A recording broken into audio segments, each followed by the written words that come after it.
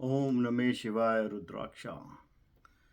यहाँ कौन है तेरा, अपने पराए हम जिनके थे सहारे, वो हुए ना हमारे। कुल मिलाकर ये है, जीवन में कुछ ऐसा घटित होता है जो परिवर्तन संसार का नियम है। आइए साझा करें कहानी बालक मनु की। बालक मनु संयुक्त परिवार में पला बड़ा। दादा दादी, चाचा बुआ, ये सब लोग थे। बालक का जीवन हमेशा मुस्कुराहट में रहता। घर पे तो शायद ही कभी था कि वो रुकता हो। ज्यादातर वो अपनी चाचियों या दादी के साथ सो जाता। अचानक एक ऐसी घटना हुई, स्कूल से जैसी दोपहर में लौटा, पता लगा जिस दादा की उंगली पकड़कर उसने चलना सीखा, जिसके साथ उसने अनगिनत मिठाइयाँ खाईं, अब वो दुनिया में नहीं रहा। बालक को समझ में आया नहीं कुछ क्या हुआ, लेकिन शाम को ये भी पता लग गया कि अब जो पल्ला घर है, दूसरा घर, वहाँ हमें जाना नहीं होगा। सारे रिश्ते आज से अभी से खत्म हो चुके हैं। इस बालक की आंख से आंसू टपक रहे थे और उसकी माँ, जिसके पास कोई जवाब नहीं था, वो इसे क्या समझाए। जमीन जायदाद को लेकर भाइयों के बीच में कुछ अनबन हो गई, जिसकी वजह से जो खून के रिश्ते थे वो दादा बाबा के जाते ही पानी के हो गए। बालक हताश रहा, अब कुछ कह नहीं सकता था, क्योंकि उसका तो जीवन सिर्फ उस दादा दादी और उस घर से जुड़ा था। उसके अलावा उसने कभी अपने आप को जाना ही नहीं। उसको उस दिन लगा जैसे वो अनाथ हो गया हो, माँ बाप के रहते हुए भी। खैर, अगले दिन सुबह उठा तो देखा मंदिर की घंटी बज रही थी। उसके कदम मंदिर की तरफ खिंच गए। वो मंदिर कभी जाता नहीं था, उस दिन भी ऐसा ही हुआ। उसने वहां बैठा हुआ एक साधु सा, भिखारी सा महात्मा लगता था, उससे पूछा, मन विचलित है, इतने सारे रिश्ते थे, अचानक एक बालक के साथ ये हो गया, वो क्या करे। साधु मुस्कुराया, हंसा, बोला, यहाँ कौन किसके साथ हमेशा रहा है, क्यों परेशान होता है, तू इसे रख। उसने ये एक टुकड़ा सा दिया लकड़ी का, जिसे आप लोग रुद्राक्ष कहते हैं। छोटा सा बालक, वो क्या जाने वो क्या है। उसने वो लिया, लाकर घर में रख लिया। अब उसके साथ ये हुआ, उसे समझ में नहीं आता, उसने अपनी दराज में डाल दिया। लेकिन धीरे धीरे उसका जो विचलित मन था वो शांत होने लगा, क्योंकि वक्त सारे जख्म भर देता है। अगर आज आप परेशान हैं, देखेंगे कल आप फिर खुश हैं।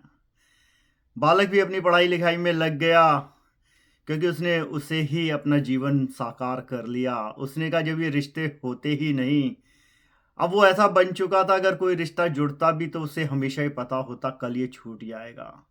लेकिन अंदर से एक आवाज थी जो कहती, क्यों परेशान होता, क्यों रोता है मूर्ख, मैं कहाँ तुझे छोड़ूंगा। लगता नहीं था क्या है।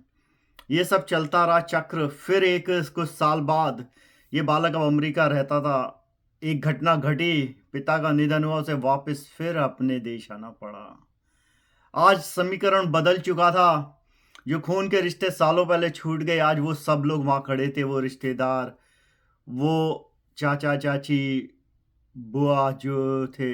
लेकिन वो इसे आशीर्वाद देना चाहते थे इस बालक को। बालक ने नमन करा, आशीर्वाद तो लिया, लेकिन उनके आशीर्वाद ऐसे लग रहे थे जैसे कांटों के हाथों किसी ने पूरे शरीर को लूलुहान कर दिया हो।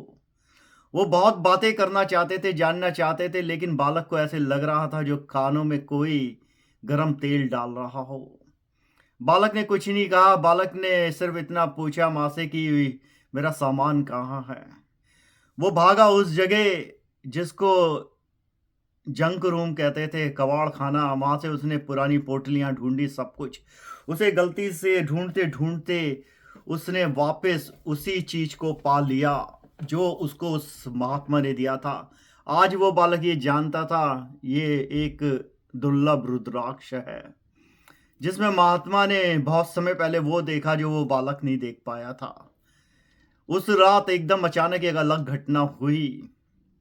पहली बार इस नास्तिक बालक को ओम नमः शिवाय सुनाई दिया। अगले दिन माँ ने कहा, अब तुम्हें मंदिर जाना चाहिए, शिव मंदिर है। बालक बोला, माँ तू तो जानती है मेरा और इन दुकानों का कभी कोई नाता रहा नहीं। बालक ने कुछ नहीं कहा और फिर वो माँ से वापस विदेश चला गया।